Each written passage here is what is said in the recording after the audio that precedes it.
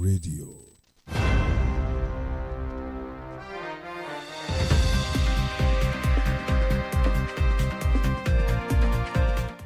A very good morning to you and thank you for listening to Flow FM 92.7. It's 8 o'clock from your Go With The Flow radio station today, Thursday, the 6th of February, 2025. It is time to analyze some of the stories we brought to you at 7 o'clock. This is Headline News Review. I am Adeyemi. I am Danielle Shitta-Bey. Thank you for joining us. We're joined with by Nicholas Ronoye. He joins us live this morning. Good morning to you, Nicholas. Good morning. How you doing this morning? Fine, thank you. It's Thursday. You are. I hope the roads are safe while you were coming. Oh, yeah, it was. Yeah. You didn't experience any road rage? Nah. Alrighty, maybe our words are really taking effect then.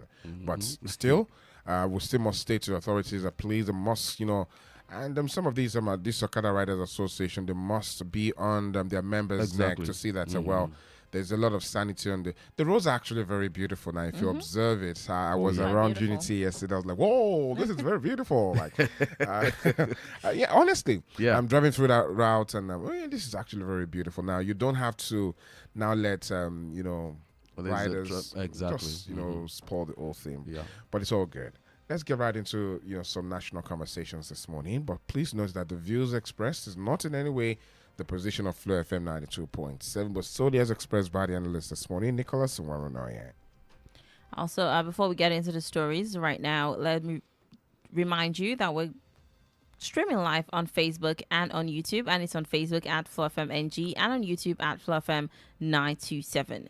Picking this story about the ICPC, the Independent Corrupt Practices and Other Related Offences Commission, they have recovered 20 billion naira paid to ghost workers as pensions in 2024 and they also prevented the theft of 50 billion naira from a ministry through being proactive and everything. And then they were able to do that because a lot of people had their family members on government payrolls. That's how they were able to have ghost workers. If we have to rate an agency that has been actually fighting economic war in Nigeria, it's going to be ICPC. They don't do their thing by going to the media, but they get results. If they are on a case, I think the return in result, I'm just hazarding a guess, but I can tell you that it's not going to be far from the mark if that is a forensic, test is run to see between it and EFCC which one is more effective. I'll tell you it's EFCC. They have always been focused, consistent, and why they are able to do that, it's because they avoid all this kind of media showboating that we see in EFCC, and you see that particular aspect of crime fighting that they have embarked on, that is saving money from this pension thing. It's so serious, it's so bad. It's terribly bad. There was this incident then in Kogi State where a former chief of staff then, he was still the chief of staff at that time. We got talking. I was invited to the government house and he showed me some forensic, detail of staffing in Kogi State. Over 60% of, the staff in Kogi State at that time were almost just ghost workers. You have specific instances of a police officer serving in Kebbi State, but getting salaries, from the BVN and all those things. They traced about 3, 4, 5 salaries to his account. There was a case of a secondary school in the Okene area, private secondary school, that had all the staff on the payroll of, government. Those are the kind of ghost worker thing that you have in some of this. In fact, there was even a particular case when in 2019, 2020, in Kwara State here, when the governor came on board and started looking at the books, and he saw a lot of issues of ghost workers. And that is one of the reasons, the other day we were talking about pension. That is one of the reasons why pensions are not being paid. Because the government is overburdened. The figures are not commensurate with, when you look at the actual biometrics, the people that you are paying, you just discover that you have bogus amount of, workers that never existed. They were just streamlined into the government trough, and they've been feeding off it like no man's business. So I think it's huge kudos, and I think federal government should do more in empowering them to do to continue that good work. Well, this is the issue of ghost workers. It's not just a recent development. It's something that's No. we're trying, even at the federal level. You still try to fight ghost workers. But again, how serious should we take these things? And if you look across states as well too. This is something that ICPC has been able to do, but can we implement it so other states where they can, probably strengthen the ICPC that can look into, states and see that, because again, this is what the available resource is not even going around to the people that should get them, that really do need it, and now we have. This is a bad culture. How did we even get there in the first place? No, it has been there for a very long time. If you talk of official corruption, I think it is quite symptomatic of virtually every sector of governance in Nigeria. Just coming up with figures of fictitious workers and streamlining them into the government system. They get salaries. They go into retirement. I mean, workers that don't exist. So when you look at that thing, when you look at it very well, what you discover is that ordinary people can't do that. We are talking of highly coordinated, powerful people, forming a cartel, forming a cabal, and they feed off from it. In fact, there was, I think, was it in 2014? There was this story. You can still see it in the internet. The pension scam. I did that story in Tell. It was a major cover story. This guy that was serving in Kuje right now. What's the name of this? Abamoro. Yeah, I spoke to him. At that time, when the whole thing started, it was, I think, a few days ago, I was going through some, and I saw that it was cited in some works, So it's been there for a very long time. And that pension scam, where you have it most is in the police. Can you imagine? In fact, there is a case of one Azinge, it trended for a very long time.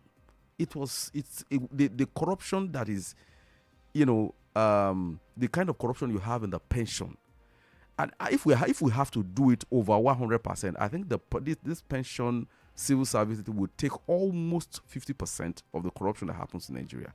That's where most of government fundings go, just to private pockets. It's sad, really. So what do we need to do? Well, government has to double down. You see, the big problem with it is this. You need to have people who have integrity in offices, people who have nothing to hide.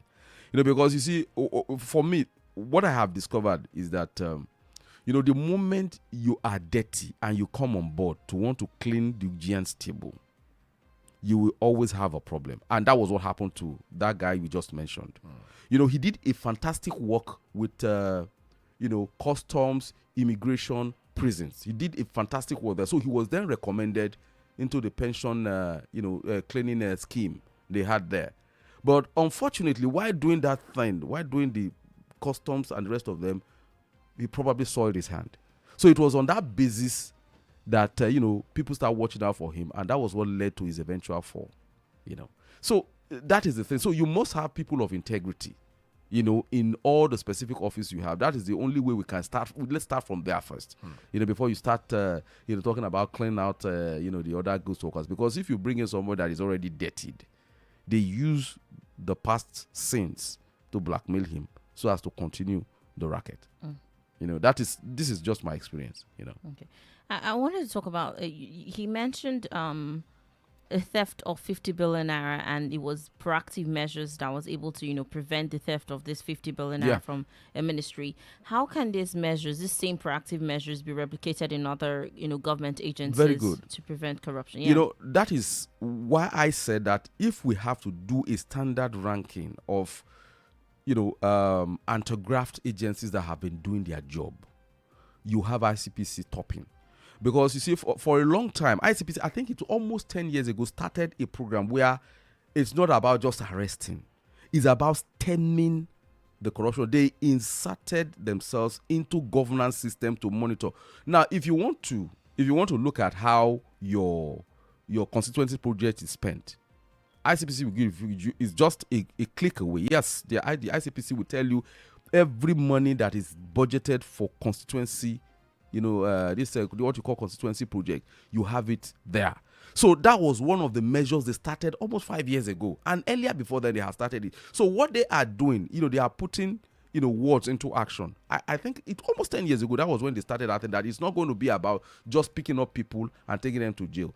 That they are going to start from the initiation of policies where you need to disburse money. ICPC will be on top of you. You understand? Will be on top of you. How are you going to disburse it? Where is your bank account? Where are who are the politically exposed people there? So that was what they started a long time ago. So that is why you can get this kind of result. And that is what we keep on telling some of these security agencies, the police, the EFCC, that they need to do. It's not just about showboating, going to the media all the time, and at the end of the day, you now start having people putting, case side by side and say, okay, what happened to this one? Why are you arresting this one? So, but you don't have that kind of thing happen to ICPC. I think, a lot of security agencies need to learn from there. All right, well, let's move away from this conversation onto another one. The House of Representatives raises alarm over unsolicited NIA linking and is demanding investigation.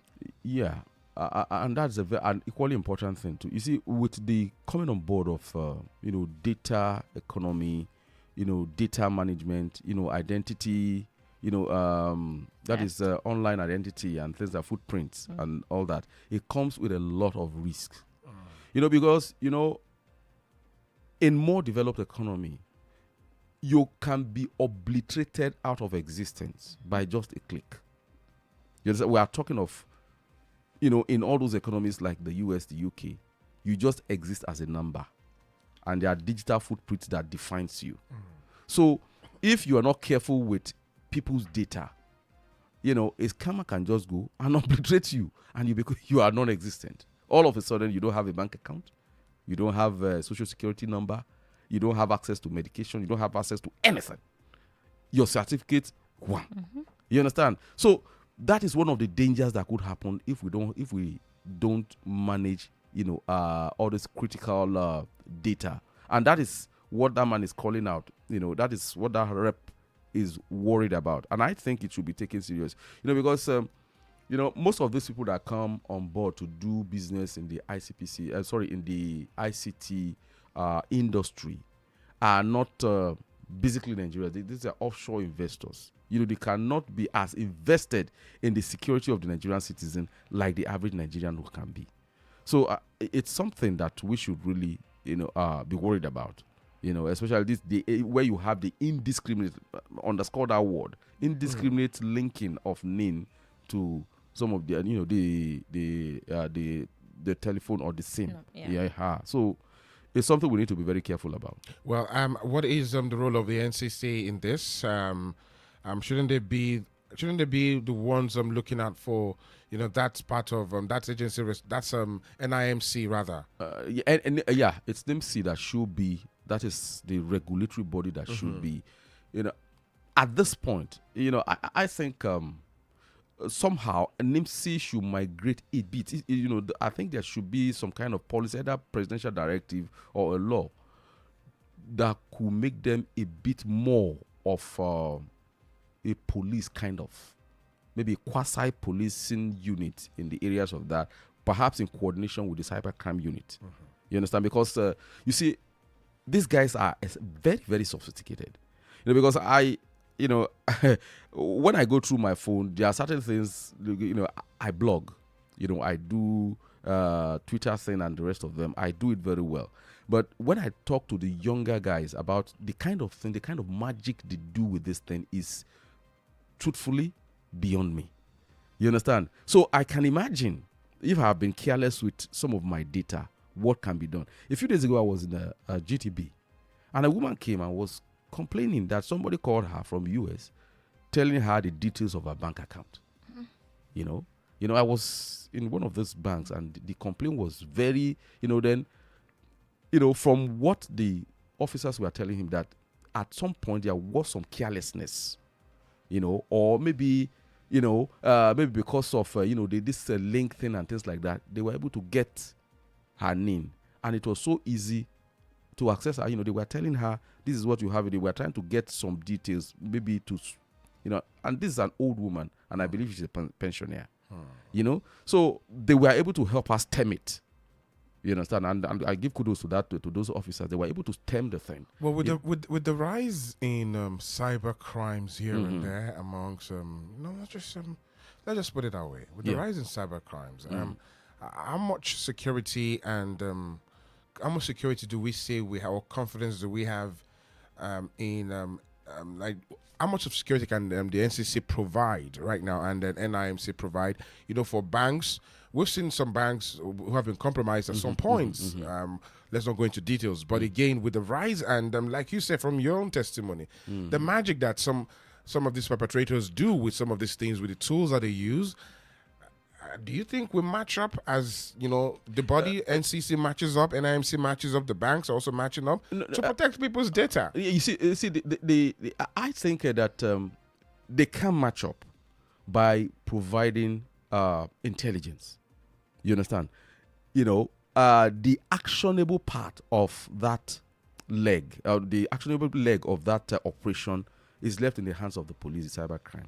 But the police, as we know it right now, does not appear to be capable. Not because they don't have the capacity. They have the capacity.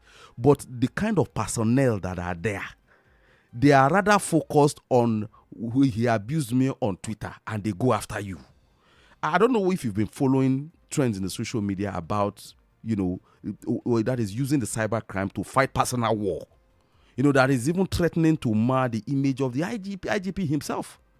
You know, so that is part of the things we are talking about. That is related to what I said about ICPC and EFCC. You have it in the police too. That cybercrime unit was created to fight incidences like this. You understand? But at the end of the day, what do you get to see? You see a Daily Faro Time saying something on Twitter and they go after him. They see somebody abusing somebody, a police officer's girlfriend, and they go after that person. You know, so that is what they are bothered about. But these are real economic, and these are things that could even break the Nigerian ICT system. This is where the concern should be. You understand? So the NIMC, the NCC are capable of providing real intelligence. But the actionable leg of it is left for the security agencies to follow up. And that has always been the problem. They don't do that. You understand? That we don't see them fighting those actual things and being proactive, like we said of ICPC. That is the thing. All right. All right, well, let's move away from that conversation and on to another one. The estranged ECOWAS members are seeking re-engagement. Some West African nations that previously announced their exit from ECOWAS following military takeovers are reportedly reconsidering their decision within the 6-month window granted by the bloc, as one or two of these countries are now engaging in talks to possibly rejoin. Reportedly, that's underscore that word. That is where I will be a bit cautious, you know. You see, I believe that even while withdrawing into this new bloc, it's not as if they are severing every link with their West African brothers. There will be talks, there will be re-engagement, there will be engagement on, okay, while we are here, we still want to continue as brothers and sisters. But it's just that we just want to face a different ideology, different geopolitics. We want to engage in see what we can make for our country. That is what I think is happening. You understand? They have said that, but I need to hear the other side too, whether to know exactly what are the parameters, what are those things they want to engage us for. Because, you see, I find it a bit funny, because I know that ECOWAS, initially wanted to go the war style, war style. But they settled for Jojo. You understand? So, and all the while, I believe that ECOWAS left the doors open for discussion. So 6 months after, I'm a bit, was it not how many days ago they said they finally exited? Last week. Just last week, So, this kind of, so I really, of course, coming from the ECOWAS side, one has to be very careful about, of course, definitely you are going to say, you see, they are already missing us and things like that. But, we can't rule out the fact that there are still backdoor talks. That if you're able, maybe conditions on which to come back, if you would really want us to come back and things like that, you could have that kind of a talk, But again, one we want to ask, What are their reasons for wanting to come back, or is it that they realize the need that, well, we can't possibly stay alone, or they realize that they're open to certain risks outside where the location where they are facing, or the new reality of where they feel that, well, they can get certain benefits to develop their country. Are there new realities to them right now that, No, well, what I think is best to rejoin with the ECOWAS? What I think, this is just purely hypothetical. I'm just conjecturing. You understand? If there is any credibility to that, really, it will not be unconnected with what is happening in the US. There is a massive shift in geopolitics, being orchestrated by the United States of America, especially under Trump. If you recall, the complaint of some of these countries has been the way France has been, lording it over them, making them like second-class citizens in their own countries, taking their resources and giving them almost nothing for it. You understand? Now you have a president with a different orientation entirely. He's saying that, look, that's your resources, manage it. In fact, that's why I call you guys, using this, all kind of, that you should be able to do this on your own.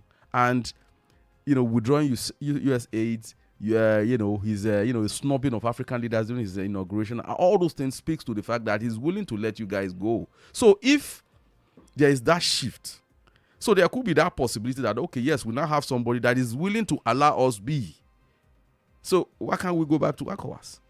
So that could be one possibility. But like I said, this is just a statement. We need to hear this other guy say their own. Then on that basis, we can then say, okay, this is what it's like. All right.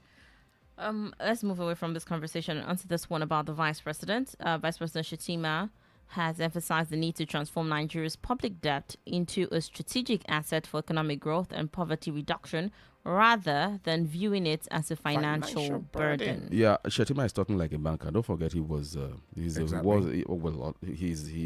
spent most of his working days as a banker in Zenith Bank. And when you talk of Zenith, you are talking of a mega bank that is fully embedded in Nigerian economy. Again, too, there is something we have always said. There is nothing wrong with debt. As a matter of fact, when you owe, it means you are healthy. It means you are contributing to the economy. There is this thing, there's this analogy given to me once by a financial expert that, in developed economy, if you have 1 billion in an account, say $1 billion US in an account, and it's not going out, and you are not spending, and you go to ask for, financial assistance, and nobody trusts you because they said the money is just dormant. You are not growing the economy.